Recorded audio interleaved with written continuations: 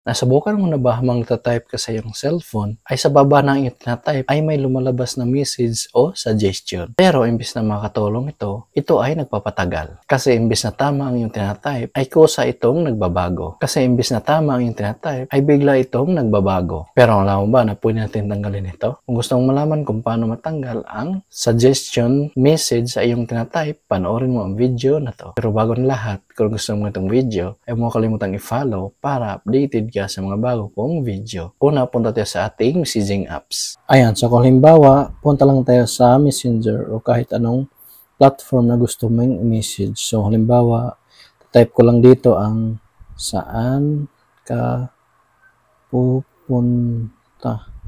So kung mapapansin nyo, nakalagay dito ay imbis na saan yung nakalagay, ang nakalagay ay scan later. So, lumalabas kasi dito sa baba yung suggestion. So, baguhin lang natin ulit. Type lang natin dito yung saan. Saan.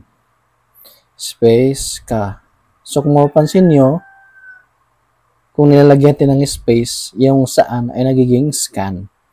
Ayan, so diba, pag nagmadali kang nag-type ng message, ay nag-iiba yung spelling. So, saan ba natin ito tatanggalin? Ayan, lumalabas talaga yung suggestion na sa baba. So, paano nga natin tanggalin yung suggestion na sa baba? So, gagawin lang natin ay buburahin lang natin to. Ayan, so kung mapapansin nyo sa message, dito sa baba, makikita nito yung gear icon or settings at pinutin lang to.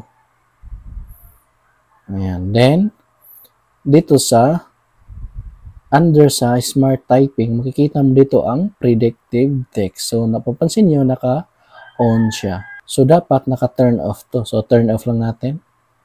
So, ayan, naka-turn off na siya. Naka-turn off na siya. Then, back lang natin.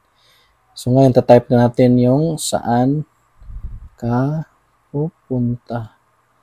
Ayan, so kung mapapansin nyo, wala nang lumalabas dito sa baba. So, ano lang, kadali.